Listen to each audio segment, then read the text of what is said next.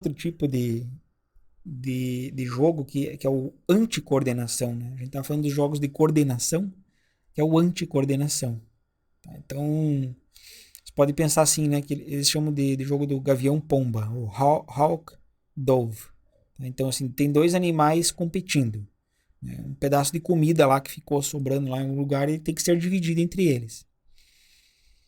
Então, eles podem optar pelo comportamento agressivo, que é o comportamento do gavião, falcão, sei lá como é que é, hawk, né? Ou passivo, que é o dove, tá?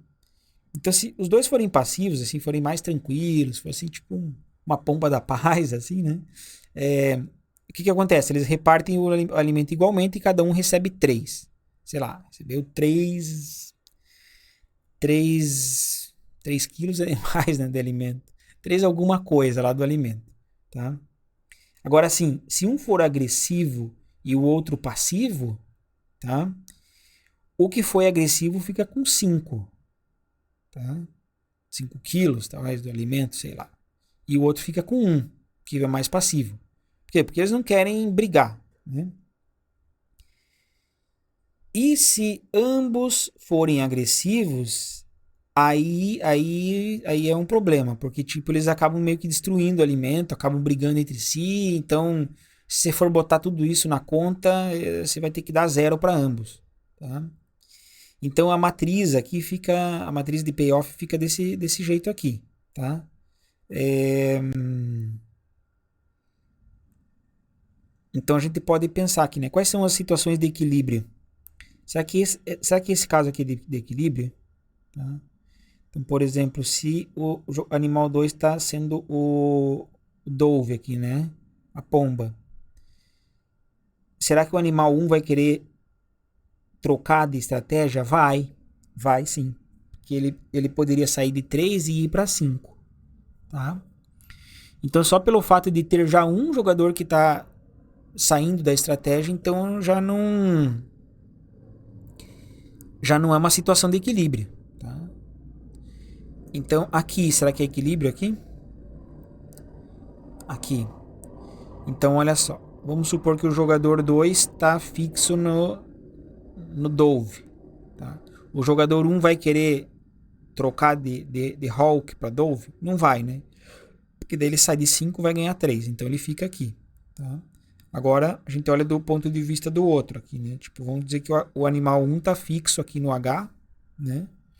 O animal 2 vai querer trocar de estratégia? Não, não vai querer, porque daí ele sai de um e vai para zero. Então, para ele é melhor do que um. Melhor ganhar um. Né? Então, assim, nessa situação aqui, nenhum dos dois vai querer trocar de estratégia. Então, isso daqui está em equilíbrio. Né? Aqui, ó, né? Opa, na verdade é assim. Essa outra situação vai ser análoga, tá? Depois vocês podem fazer essa análisezinha, mas vocês vão ver que também uma situação de equilíbrio, nenhum dos dois vai querer trocar de estratégia. E essa última do 0-0, eles vão querer trocar de estratégia, então não é equilíbrio, tá? Então, qual que são os equilíbrios aí? Os equilíbrios é o DH, né? E o HD, tá? Então, eles não têm que se coordenar na mesma estratégia, na verdade, eles têm que se anticoordenar, quer dizer, tipo, se um escolhe ser passivo, o outro tem que ser agressivo. E se um escolhe ser agressivo, o outro tem que ser passivo. Acho que eu não sei se eu falei o contrário aí.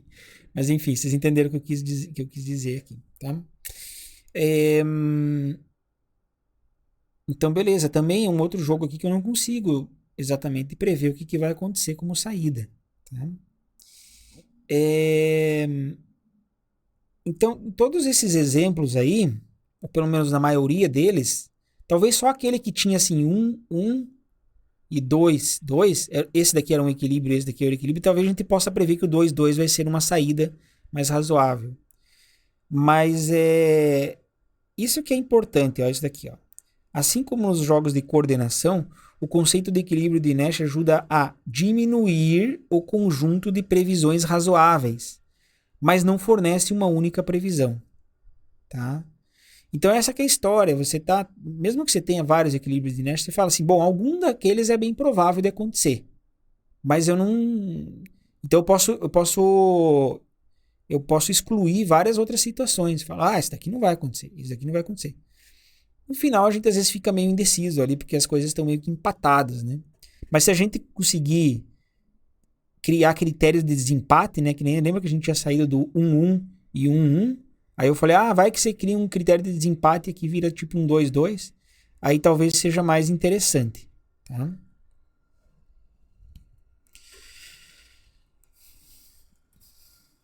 Aqui só uma curiosidadezinha, aqui nesse jogo do Gavião Pomba, ele foi estudado em diversos contextos, tá?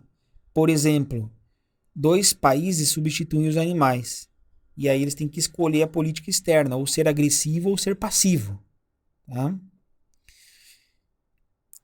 Cada país espera, né, por ser agressivo, espera ganhar por ser agressivo. Quer dizer, se é agressivo lá, talvez você vai tirar uma fatia maior lá de um comércio, alguma coisa assim, tá?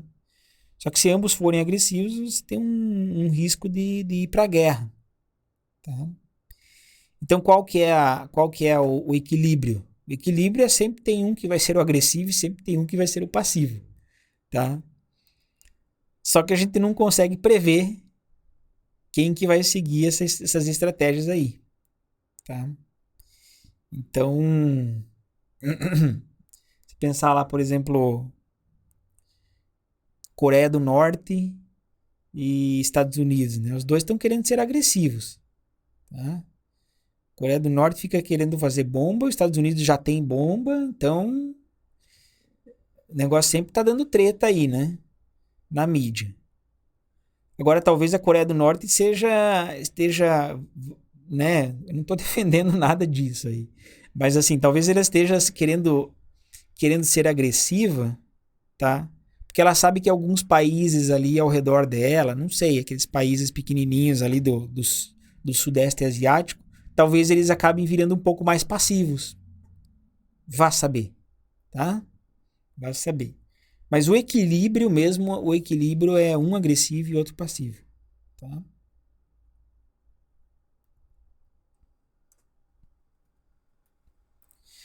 Aqui tem um outro exemplo de jogo anticoordenação, né, que é uma variante lá do primeiro exemplo que a gente viu, que era aquele do exame ou apresentação. Então, quando eu apresentei teoria dos jogos para vocês, a gente viu esse jogo que chamava exame ou apresentação, né? Os dois alunos que tinham que fazer as coisas de última hora, tinham que resolver estudar ou para o exame ou para a apresentação, tá? E, e aí, assim, que eu vou fazer uma modificação, tá? Então, assim, a modificação é assim, se ninguém... É isso daqui, ó. Se ninguém se prepara para a apresentação, a nota fica muito baixa, fica 60. Tá? A nota da apresentação fica 60. Aí você teria que voltar lá quando a gente falou desse jogo para recalcular, porque a gente colocava mesmo na matriz, a gente colocava, na matriz de payoffs, a gente colocava uma média. Tá?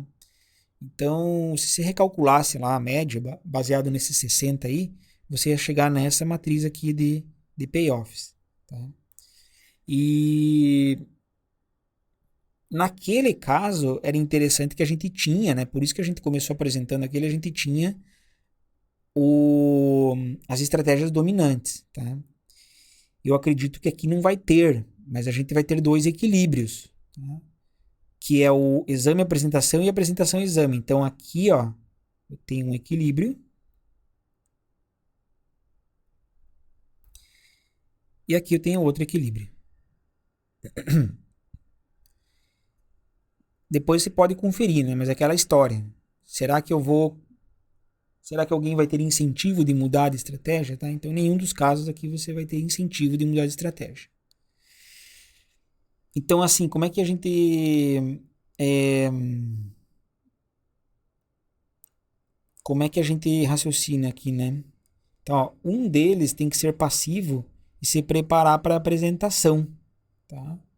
Então, por que tem que ser passivo? Porque, na verdade, olha só, o cara que escolhe a apresentação, ele sempre vai ter a nota menor. Então, assim, vale a pena para eles usar essa estratégia de equilíbrio, porque senão eles vão ter incentivos em desviar da estratégia de equilíbrio, tá? Só que aqui é aquela história, né?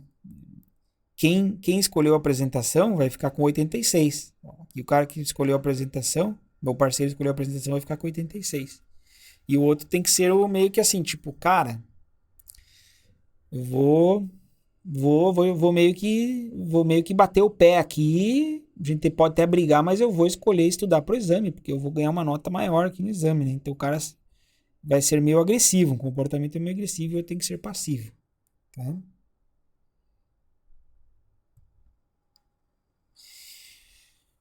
Beleza, então assim, conclusão, né? Conclusão até agora, né? Antes de continuar aqui.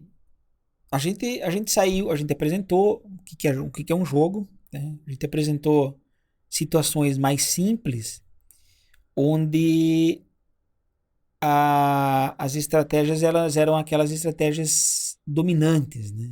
Estratégias dominantes significa não importa o que os outros forem fazer, você só tem uma estratégia que é melhor para você. Essa seria a situação ideal. A gente consegue prever com muita facilidade o que vai acontecer, né? Quais são as estratégias que os jogadores vão selecionar, tá? Mas nem sempre a coisa tem, né, ela é tão fácil assim. Então a gente suaviza um pouco a definição, entra na definição de equilíbrio de Nash, que é um equilíbrio em de crenças, né? Porque os dois têm que meio que acreditar que eles vão jogar a estratégia de equilíbrio, né? E aí a gente tem essa questão de... Novamente a gente, né, consegue fazer previsões sobre quais são as estratégias que seriam jogadas. Porém, a gente começa a chegar em algumas situações que tem vários equilíbrios e a gente não consegue prever, tá? Então, qual que é a resposta para isso? Eu já falei antes ali. Tem problema. Pelo menos a gente exclui outras estratégias que a gente não sabe que são equilíbrios, tá? Mas, como sempre, né, a gente sempre acaba...